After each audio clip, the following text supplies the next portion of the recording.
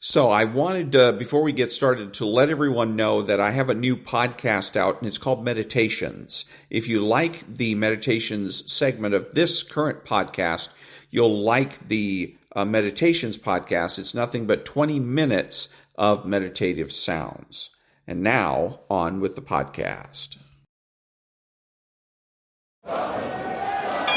Ladies and gentlemen, welcome to Caesar's Palace for 12 rounds of boxing. In the red corner, from Los Angeles, California, wearing the red trunks with the gold trim, weighing in at 125 pounds, the lightweight champion of the world, Danny Little Red Lopez. Well, Bill, our winners get a home theater receiver. That's right. Experience the full potential of high-definition video with this 72-channel digital home theater receiver from Yamaha. But wait, that's not all. They also get a 5.1-channel surround sound system from Mirage. With 5 palm-sized speakers and a compact subwoofer cube, the MX 5.1 brings you huge immersive sound with Mirage's omnipolar technology. All from the Spiegel catalog, Chicago, Illinois, 60609. And they're taking closer order as down the stretch they come. Mr. Hot Stuff has 3 lengths to make up with Chocolate Candy Lass. On the rail, take the points behind That Gallant Son with Chocolate Candy gaining on the outside. In the lead is Pioneer of the Nile being tackled by Chocolate Candy. They're neck and neck as they come to the wire. And Pioneer of the Nile holds off Chocolate Candy and wins the Santa Anita Derby. And now, on your feet, time to greet holder of 14 NBA titles, your home team, your Los Angeles Lakers. Number 3 at 6'8", 5th year out of UCLA, playing forward, Trevor Ariza. Starting at center, number 17 at 7 feet, 4th year out of St. Andrews High School, Andrew Bynum. And at guard, number 24, 6'6", 13th season out of Loyal Marion High School, Kobe Bryant.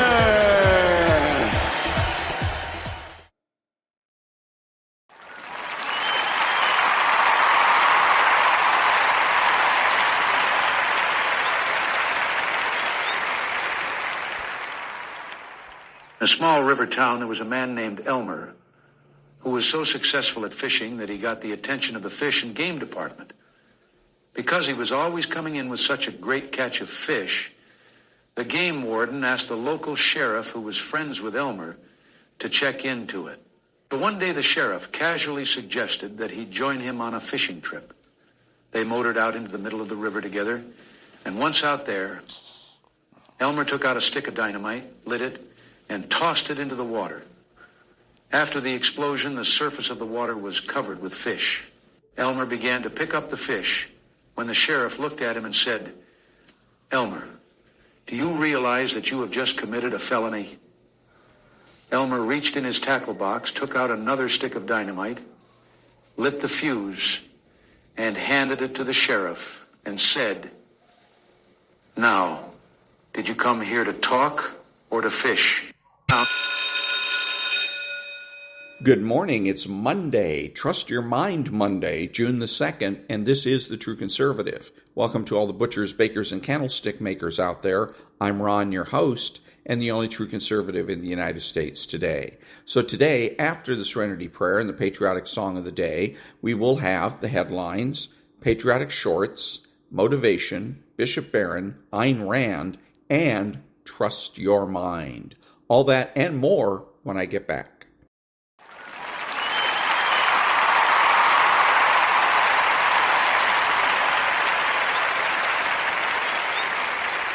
God, grant me the serenity to accept the things I should not change, the courage to change the things I should, and the wisdom to know the difference. Amen.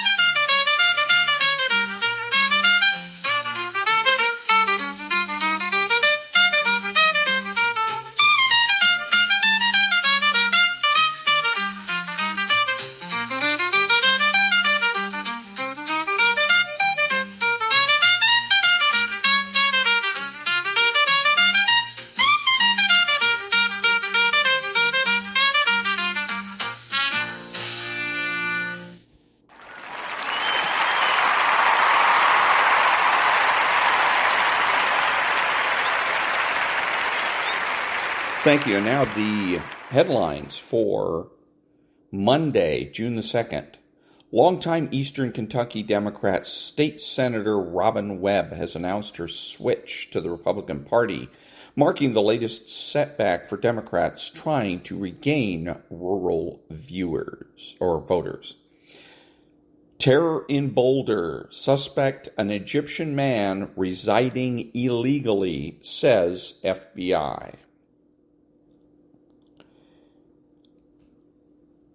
Poland will now withdraw from the EU Migration Pact after pro-Trump nationalist wins election.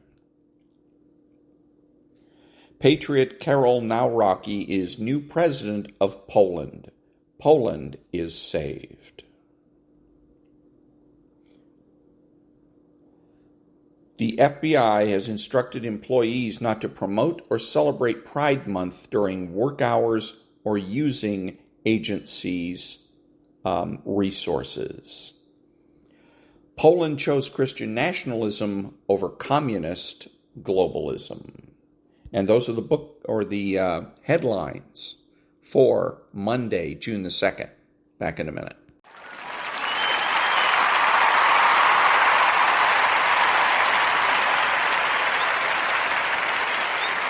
Thank you. Now, the political corner.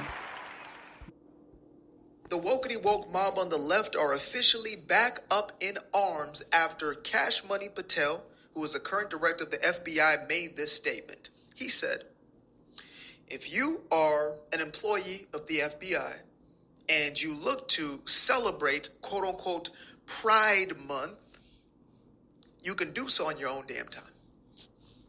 Yeah, they are absolutely livid. They are pissed. As a matter of fact, they're out in them streets protesting right now. How dare a federal agency not push our propaganda? How dare you not be in unison with our Marxist Communist Manifesto. Damn you, Cash. Damn you. Give a damn if you brown on the outside. You are red, MAGA red on the inside. And you know how I feel about it? If you couldn't tell, I feel like it's about damn time. That's how. And that was the Political Corner. Back in a minute.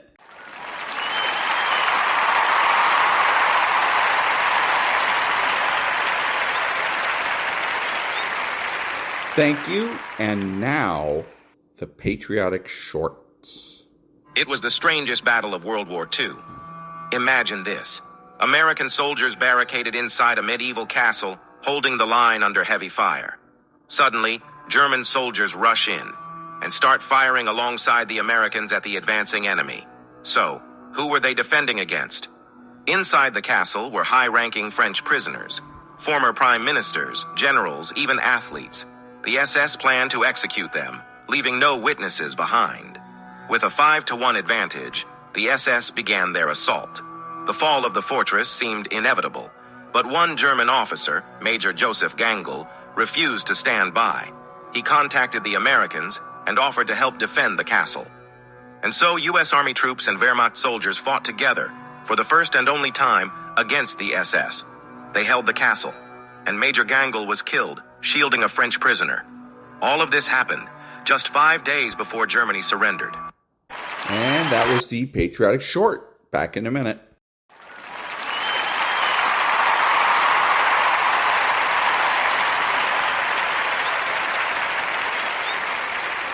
Thank you. And now it's time to get motivated. What do you do when it seems like suffering won't stop? What do you do when it feels like your weaknesses continue to worsen? Maybe you've taken a knockdown concerning your finances lately. You're laying on the mat, gasping, and you don't know what you're going to do. Maybe it's with your kids, maybe with your marriage, maybe with your health, maybe some other arena of life. You didn't see it coming, and you feel like you've been knocked down. But we're not destroyed. The last chapter of your story has not been written yet. The fact that you're here today is a testament to the fact that whatever you're up against hasn't been able to destroy you. Don't give in. Don't be like everybody else. Don't give up. Don't settle because things are hard. Now, will it be turbulent? Yes. Will it be easy? No. Will I make a lot of mistakes? Yes. Will I get hurt? Yes. Pain is everywhere. Most people spend their life not wanting to deal with the pain of rejection, the pain of defeat, the pain of losing, the pain of failure, the pain. That's called life. Life is full of pain, but there's no gain without pain. We are being pressed from every side by troubles, but we're not crushed. We're not boxed in. We're not left without a way out. We are not cornered.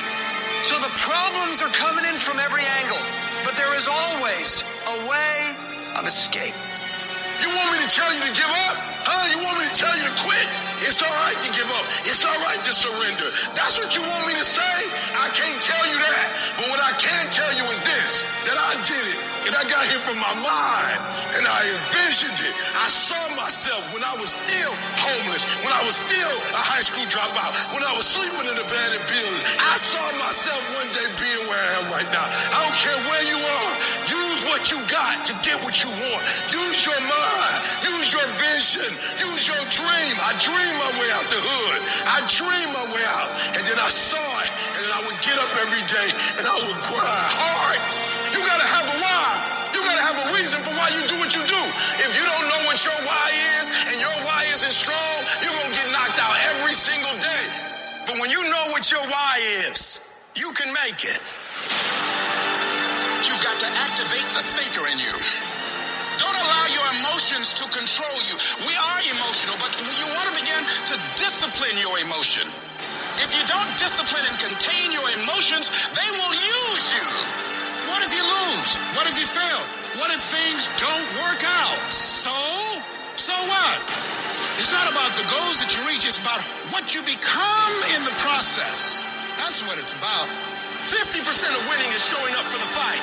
The don't show up for? I'm showing up for the fight. Here I am, ready for duty. I'm going to face this head on and let the chips fall where they may.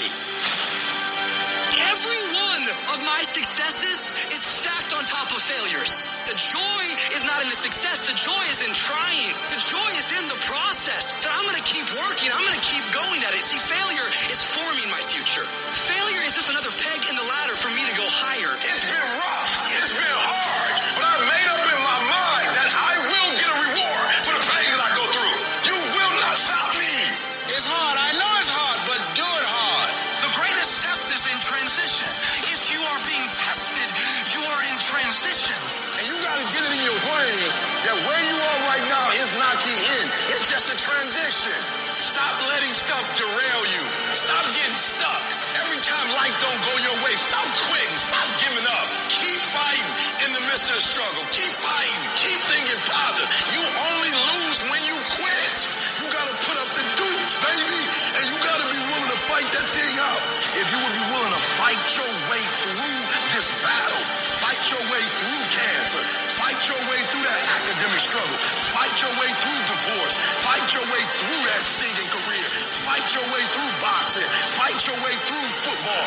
I'm telling you, at the end of the fight is going to come victory. Recycle your pain. You can decide the shape, the form. You can decide the product that comes from your pain. And maybe you've been knocked down in your life and it seems like, hey, the fight is over. It is not over if you've been knocked down. It's only over if you quit. We may be knocked down, but we're never knocked out. We get up again and we keep going. If you make the decision to get up one more time, I'm telling you, you will win the fight. And that was a little bit of motivation. Back in a minute.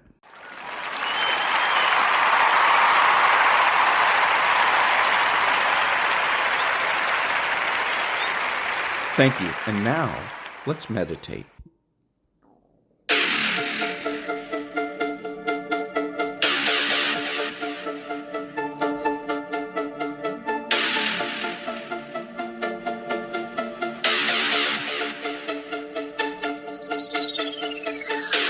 Vacation in a foreign land.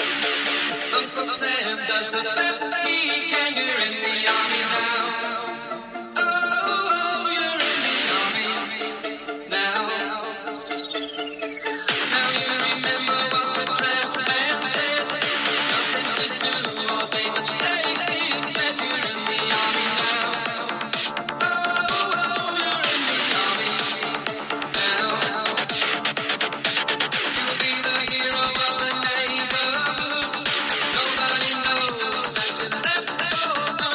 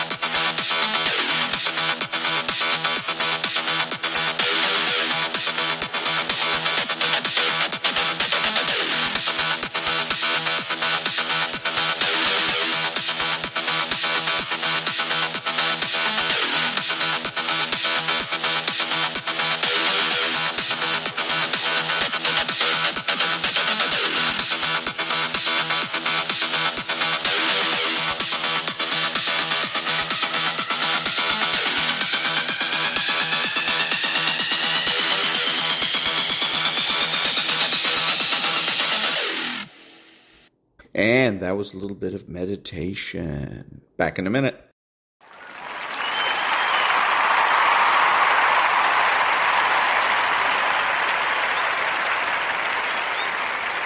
Thank you.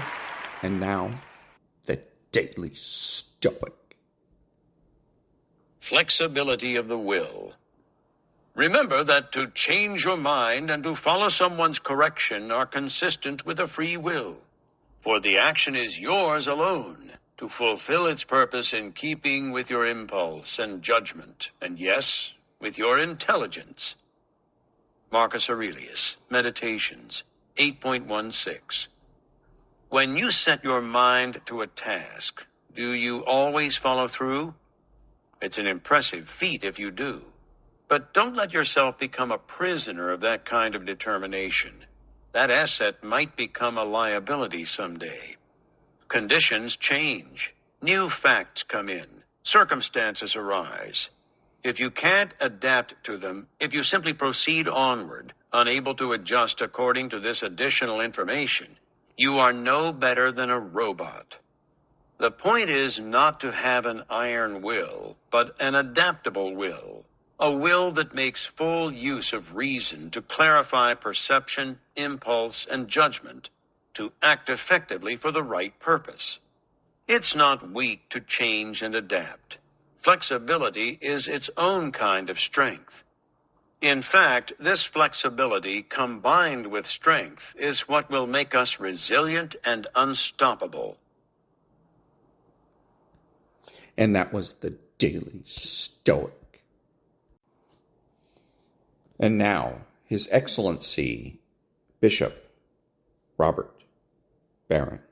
Everything in this world finally has this quality of evanescence. It doesn't last. So yeah, I've labored like crazy, built up this business, I made a lot of money. That's a good thing. It's not going to last because you're going to fade away and it's all going to go to somebody else. Should I just be depressed then? No. I should be detached. Yeah, it's good. Wealth, power, pleasure, take it in and then let it go. Enjoy it. Sure, the way you enjoy like a firework going off. Boom, there it is. Look how beautiful that burst of light and color, and then it's gone. Do I despair? No, I just kind of learn to live in that present moment, savoring what I can, but also letting go. Why? Because I realize that the true good, the truly beautiful, belongs to a higher world. I can sense it in these things, but none of the things in the world last. And so if I cling to them, they disappear. Wear the world lightly. And that was His Excellency, Bishop Robert Barron. And now, the Ayn Rand thought of the day. Quote, "The businessmen have served as the scapegoat for statist movements of all kinds, communist, fascist, or welfare. For those whose sins and evils did the businessmen take the blame? For the sins and evils of the bureaucrats." Unquote. And that was Ayn Rand from the chapter America's Persecuted Minority, Big Business, from the book Capitalism, the Unknown Ideal. Back in a minute.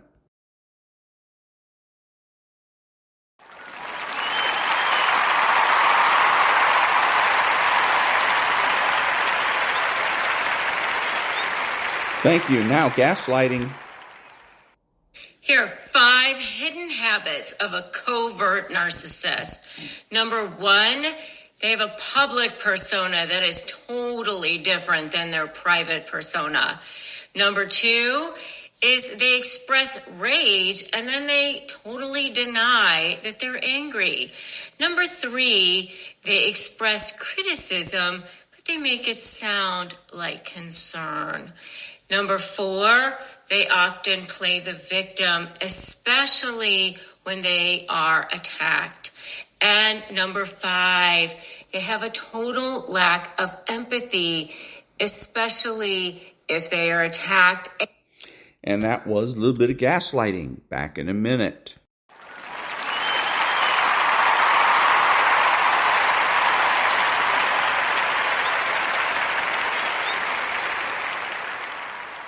Thank you, Maria, then Stu.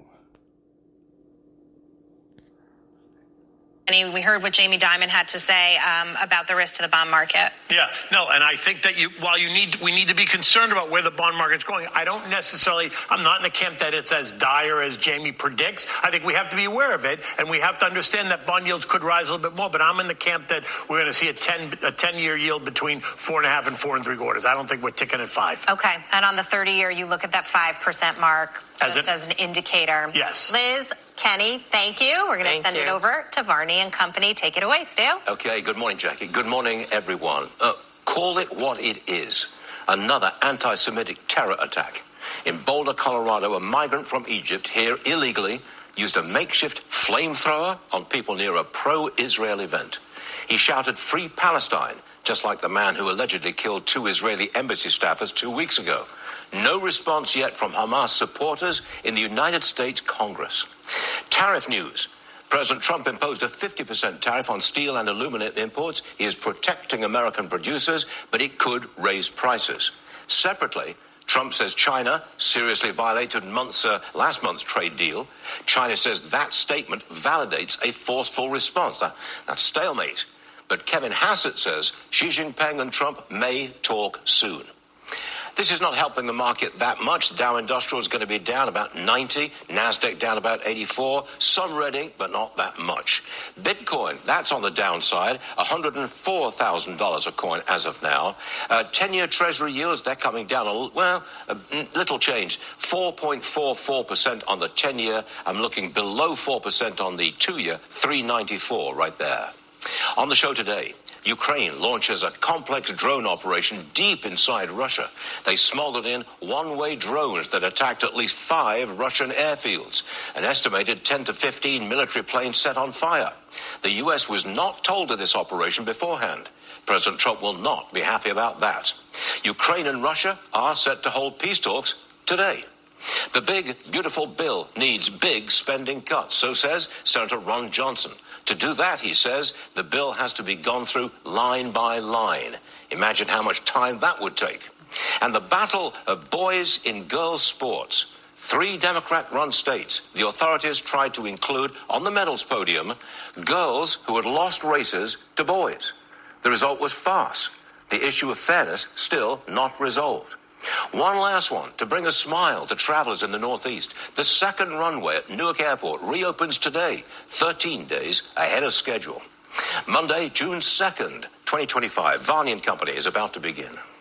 And that was Maria Bartiromo and Stuart Varney pretending to give us news when they're really giving us commentary and analysis. Non-profit news now. Back in a minute.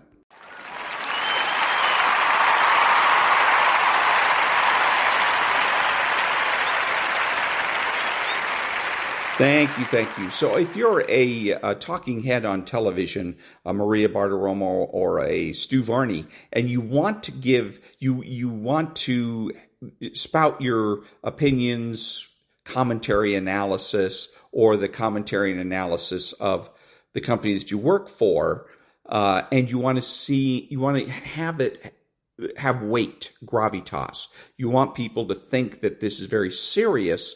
Then what you do is you masquerade or dress it up as though it's news. That's the purpose of being neutral. The neutrality end of it is what gives commentary and analysis more weight, more punch to it. What they should be doing, if they're going to do commentary and analysis, is use their pronouns. My, me, I think, I feel, I want, I know.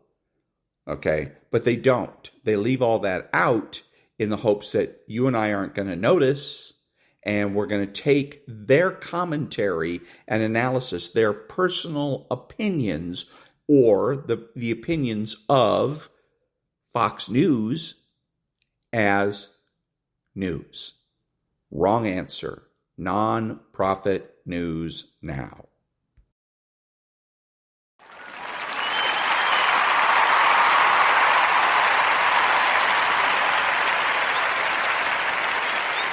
Thank you. And now from M. Walter in the American thinker. It's titled Jake Tapper Explains It All to You. And there's only one paragraph that's worth reading here. The author's real goal with the book, and it's about the book called Original Sin, President Biden's Decline, Its Cover-Up, and His Disastrous Choice to Run Again by Jake Tapper.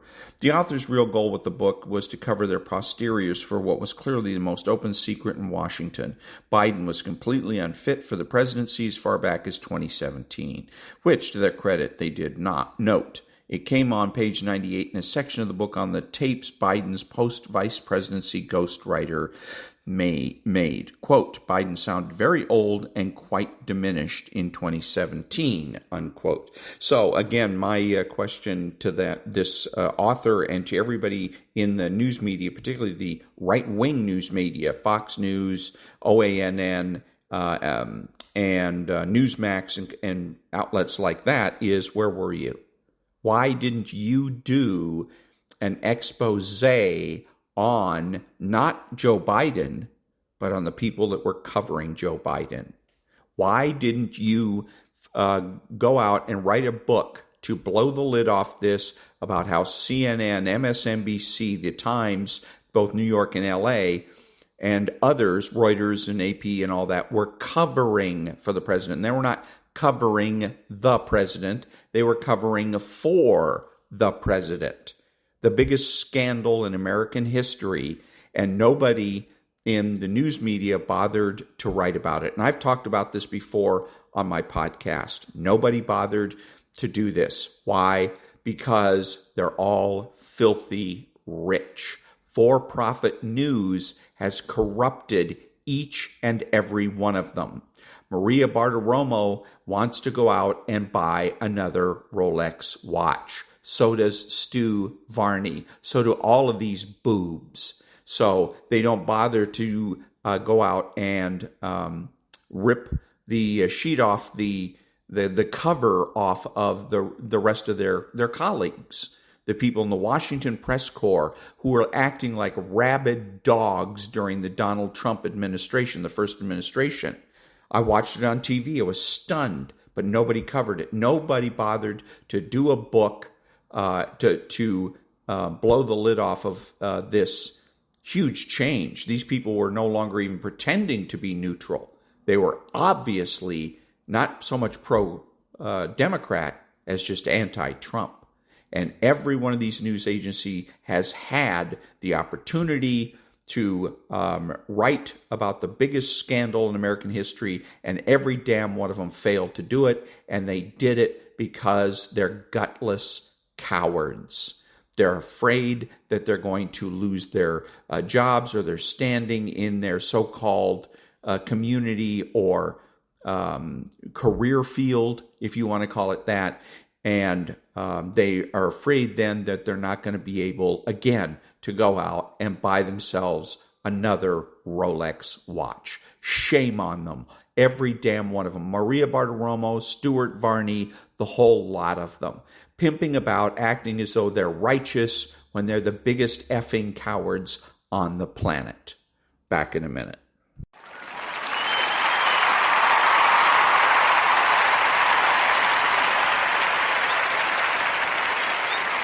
Thank you. Now, an article from, I think this is the Atlantic by a guy named Peter Wehner. And this is the last 3 paragraphs. And it's a critical of Donald Trump. It's whiny. It's a typical left-wing whiny article. I love those. If this rot was confined to the GOP, it would be tragic, but manageable. But Trump and the Republican Party control the levers of federal power. That's right, and there's nothing you can do about it. As a result, less than 5 months into Trump's second term, America is heading toward a form of authoritarianism. And I say, that's right, and there's nothing you can do about it. We're still mid-story. The outcome is not ordained, and the courts are turning out to be, for the most part, a vital bulwark against Trumpism. The clashes will certainly intensify as Trump rages against the storm, but as he does so, the resistance to him will grow and intensify too, and it will find expression in many different ways. The flame of liberty hasn't been extinguished quite yet. Love of country is, as the historian Gertrude Himmelfarb said, an ennobling sentiment worthy of our affections, and love of country demands that those who do love America and her ideals stand up against a man and a party intent on destroying them. And again, I say, you have no authority, no power, and you can't win. Back in a minute.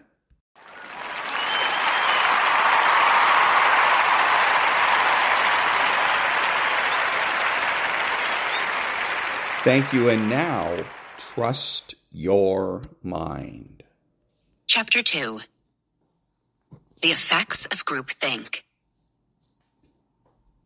The entrenched groupthink we see online today, the almost zombie-like alignment of opinion, has real influence offline that impacts our in-person interactions. On an individual level, for the millions of teachers, tech workers, therapists, plumbers, stay-at-home parents, carpenters, doctors, professors, firefighters, nurses, and more, there is a real psychological crisis on our hands in the day-to-day world. We are living in psychologically toxic times where people are afraid to openly question, explore, and debate things that can ultimately bring people together. Without that friction being allowed in the first place, there is no tension to overcome. And so the quiet questions inside people's minds remain stifled. This affects everything from friendship and work to our democracy, family life, and the very intellectual and philosophical traditions that inform our world and that we hold dear.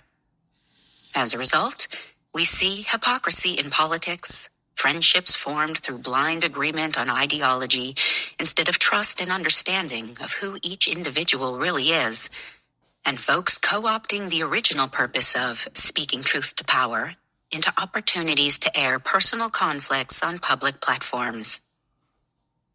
In many instances of contemporary cancel culture and ensuing mob attacks, the trigger, when you take the time to actually listen or read what was said without adopting others' opinions first, is surprisingly mild. Of course, there can be serious triggers as well, but in many cases, the rise of the mob is powered by a severe twisting of meanings and taking things out of context. Nowhere is the issue of mob mentality, groupthink, and self-silencing more public or hotly contested than on college campuses and schools, where dozens of professors and teachers have lost their jobs due to cancellation, and where new testimonies continue to emerge about the icy aura of self-censorship that haunts dorm rooms and lecture halls alike. There was a Canadian teacher in Toronto who was beloved in the field of education for many years who challenged, very specifically, a comment that a diversity workshop facilitator made that the Canadian education system was as unjust as the American education system. The teacher chimed in to point out that, based on the history of both countries, Canada actually had fairer policies on the whole. He wasn't saying that Canada didn't have any problems, but he wanted to point out the nuance to the workshop facilitator.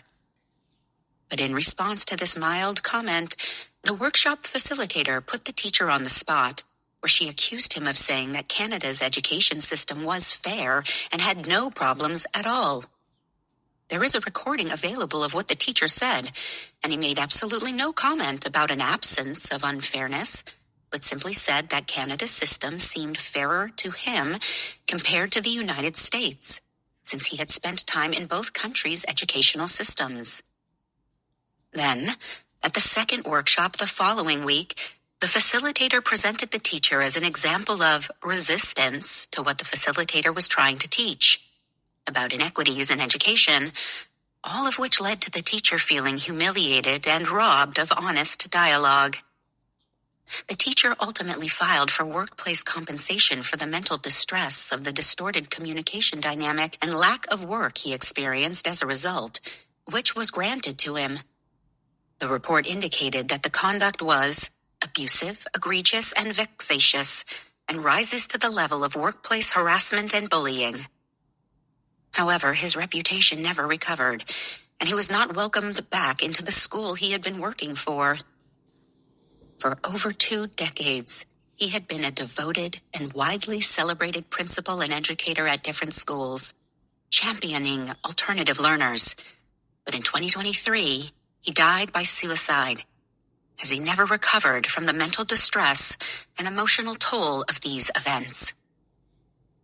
Over in Minnesota, at Hamline University, a professor of art history was preparing to show a painting that depicted the Prophet Muhammad, something she knew was acceptable for some Muslims, but not all. So she took multiple precautions, both in her syllabus and during the online Zoom class, to say that the painting would be shown briefly. The image is used in art history classes all over the world, often without warning, but the professor felt precaution was necessary for her students' agency and well-being. Unfortunately, one student was disturbed by the image and confronted the professor after. She had not notified the professor in advance, nor did she leave the Zoom room when it was announced that the image would be shown, instead discussing the issue with the professor afterward, and then writing to the school administrators. The professor was alarmed by the conversation with the student, so she notified her department head, who responded by saying, "It sounded like you did everything right. I believe in academic freedom, so you have my support." But the administrators felt differently and ultimately revoked the professor's contract for the following semester. The professor is now suing the university. The climate of fear over disagreement or misunderstanding affects students as well as professors.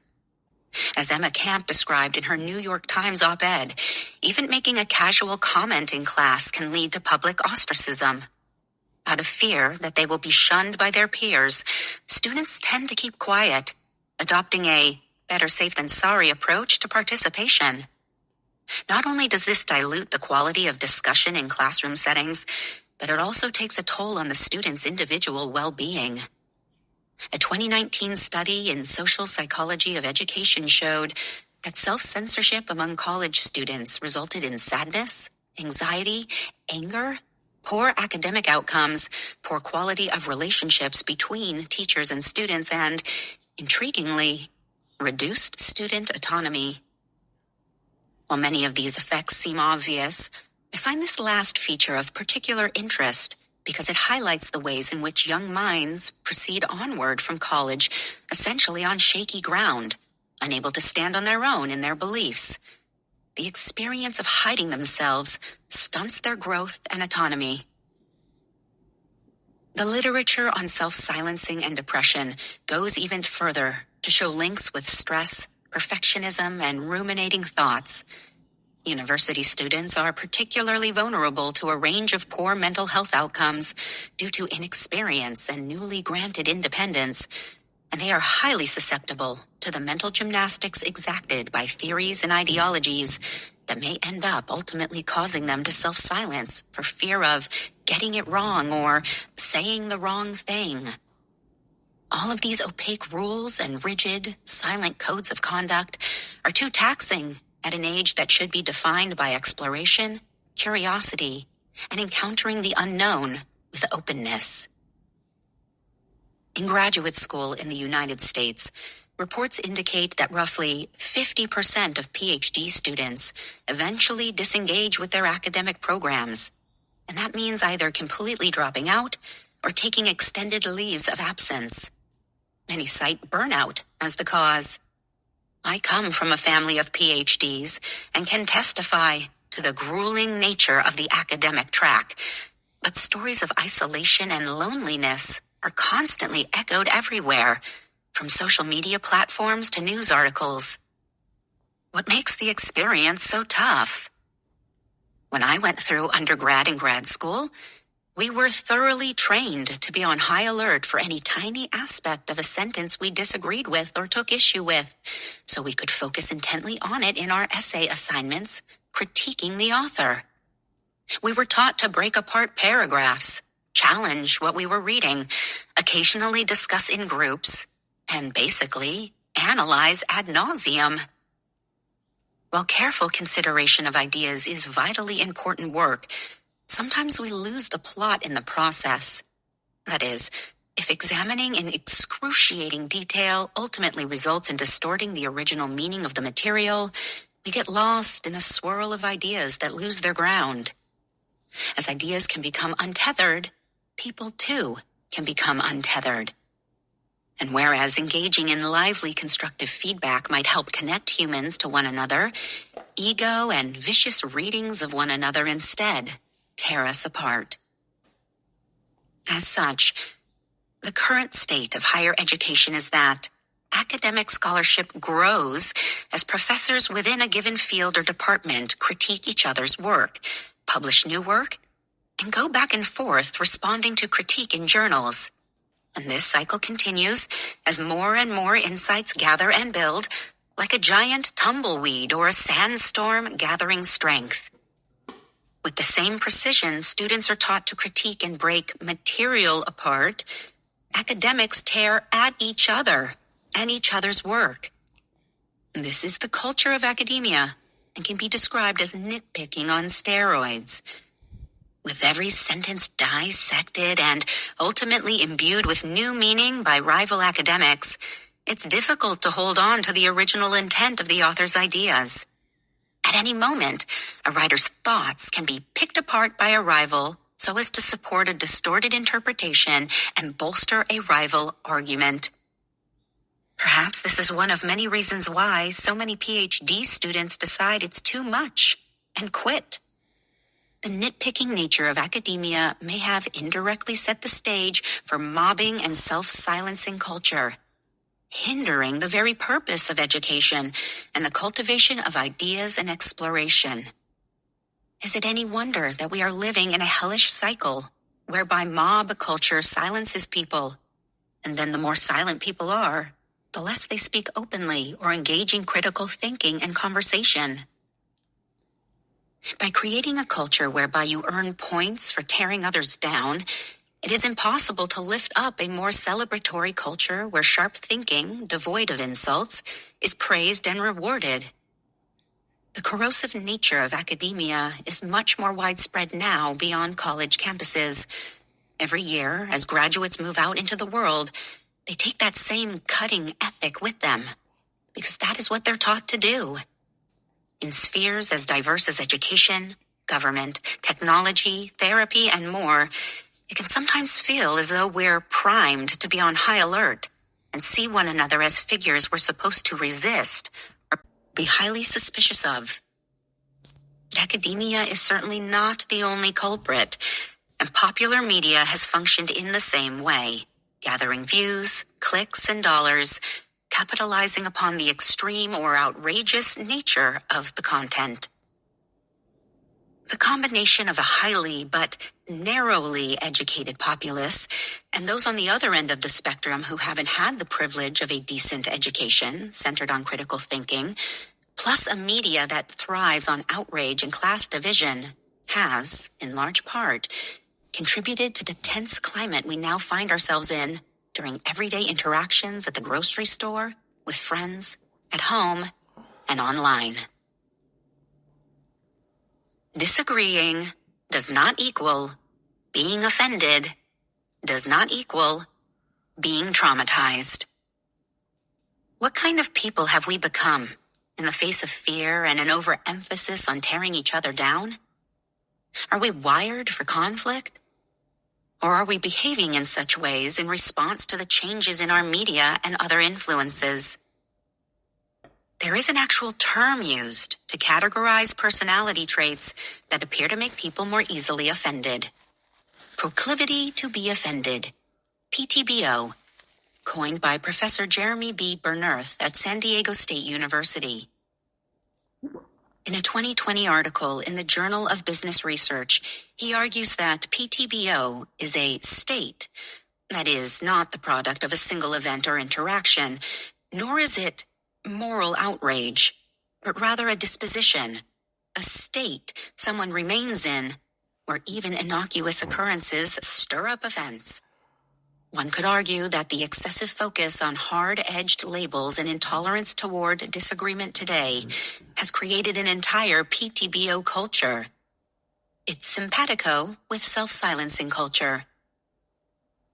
Bernerth is interested in the way PTBO affects people at work, specifically their task performance and productivity. If one's attention and mental energy are constantly diverted to managing perceived offenses, such a state would negatively impact their ability to focus, interact with their team, and accomplish projects altogether. Those who are high in PTBO are found to have lower performance than their peers who are low in PTBO.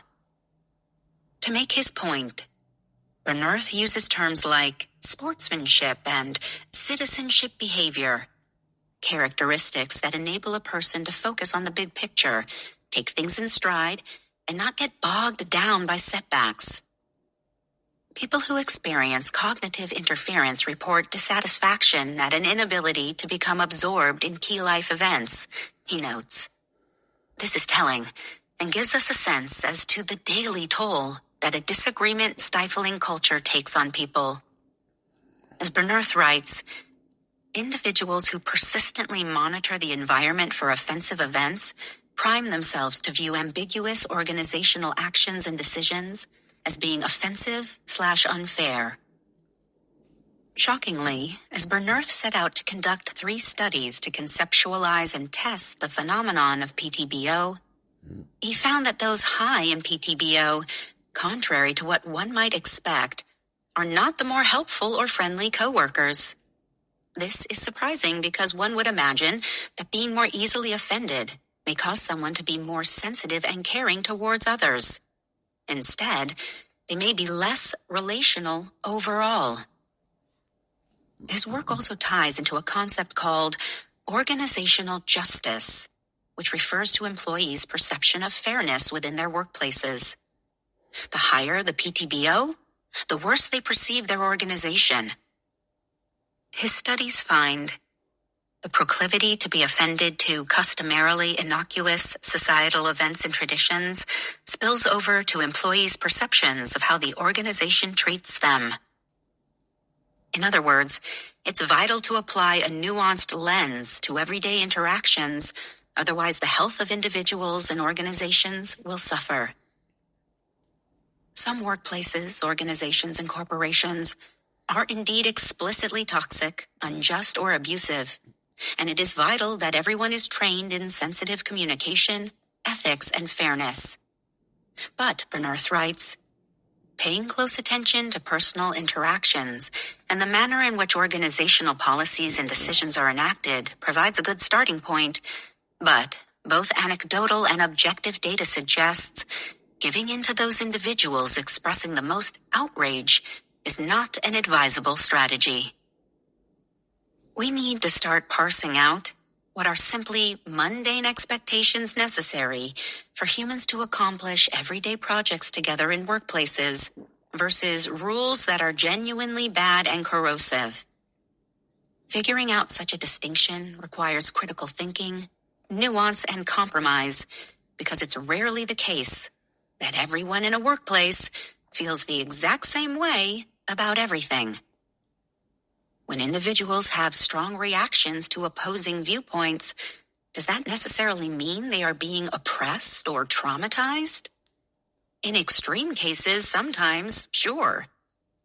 But the extent to which everyday interactions are now painted on social media as abuse should cause concern and serious reflection. Angry avatars. The opaque anonymity of the internet makes it ripe for distorted perception and communication, and without contextual awareness in conversation and embodied presence in physical in-person interactions, we are all now essentially avatars to one another, with algorithms further fueling the fire. As a result, we become discombobulated, fragmented selves managing pieces of our lives and relationships through the medium of social media and losing our tethers to the physical lives right in front of us. We are churned in the mills of algorithms, folded like waves of cream to produce gelato, whipped up into a product stamped with an identity, and shipped off to drive culture and society. These social media platforms are no longer simply virtual They now manipulate our sense of reality. They are orchestrators of hierarchies and of history and of our own precious individual lives. Perhaps most frighteningly, the confluence of groupthink, self-censorship, and social media has resulted in people censoring what information they allow themselves to be exposed to in the first place. Purdue University law professor R. George Wright has published extensively on this concern, and in a piece appearing in the Notre Dame Journal of Law, Ethics, and Public Policy titled Self-Censorship and the Constriction of Thought and Discussion Under Modern Communications Technologies, he takes particular aim at the issue of self-censorship and its potential for serious damage and morale lowering in communities. To begin, he shares that his concern starts with people selecting what information to let into their own minds, let alone what to say. It's no wonder that people feel disconnected and discombobulated. We can never be sure how much people are censoring their own exposure to critical information. What is distinctive about this form of self-censorship is the at least partly voluntary and systematic constriction and distortion of the flow of potentially vital inputs into one's thinking or speaking. This is not a matter of refusing to express or articulate one's fully formulated beliefs. The main concern is thus not with self-imposed gag orders, but with self-censorship as systematically refusing to access or seriously engage potentially crucial inputs into the formulation and testing of one's thoughts and speech. In today's world, people are no longer being exposed to diverse thoughts and viewpoints by virtue of social media's algorithms, which means that self-censorship, or what we could call thought exposure censorship, is practically built into our modern media economy. We no longer know who or what is real online. And when the identity groups that people are being funneled into online function as reality-shaping bubbles that reinforce narrow conceptions of the self and humanity, the limited information exposure fuels a cycle in which they become more and more detached from reality and a sense of what it means to be human. The consequences of mobbing and cancel culture. The swirl of cultural change and social forces carrying us through this moment are hard and confusing, with many people losing the ability to see one another, talk with one another, and hold complexity and nuance in conversation. All of this contributes to widespread division, loneliness, and misunderstanding, which pose very real dangers to our individual psyches, in addition to the overall climate of society. If students, professionals, friends, and family members feel that in order to get along, they must hide their observations, and that asking questions is unacceptable or results in harmful consequences, people start to feel constrained, caged, anxious, angry, upset, impatient, or even isolated and depressed. Depression and self-silencing are found to be correlated, and the correlation is higher among people with low self-esteem. Some studies show that depression can be predicted directly by what researchers call self-concealment. Other studies show that self-silencing in conflict-filled marriages leads to depression via repressed anger and what's known as rejection sensitivity, which is a heightened fear of being rejected. In other words, we're creating a world where people are more likely to be depressed because we're doubling down on a collective culture and way of being together where people feel afraid to speak up. In the journal Advances in Political Psychology, researcher Daniel Bartal writes, "Self-censorship has the potential of being a plague that not only prevents building a better world, but also robs its performer of courage and integrity." Multiple studies show that courage and a sense of hope are crucial for overcoming depression. And so I have to ask, is the personal growth of individuals all over the world now stunted because we are silencing ourselves in the face of the tidal wave that is social media? Billions of people are on social media, beholden to likes and shares, that highly addictive force where people seek desperate approval.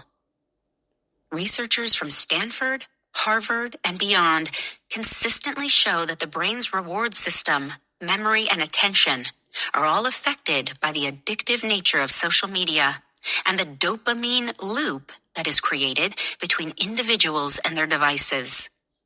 Likewise, people are in dire fear of disapproval and being canceled, and afraid to say the wrong thing.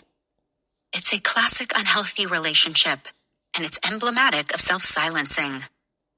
We've just never seen it happening on such a mass scale.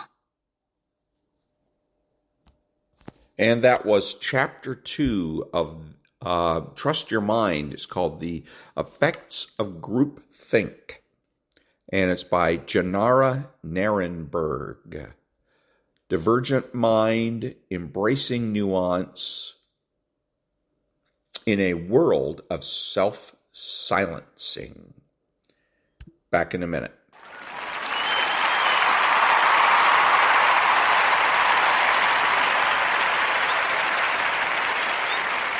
Thank you. So as a postscript to this particular chapter, Chapter 2 of Trust Your Mind, if you put this book together with the one that is called Sovereign Child, you begin, I think, to see a pattern here. She talks about kids and people that have a proclivity to be offended. Well, I think that the kids and or adults that have a tendency to be easily offended are those that were raised by liberal parents, by parents that let them do whatever they wanted and provided no structure and no real, didn't help their children understand the world around them and how to operate in it. So the kids then become susceptible to professors in college that are going to do those kinds of things for the parents. They're going to shape these children, and that's where they get this attitude, this proclivity to be offended. Back in a minute.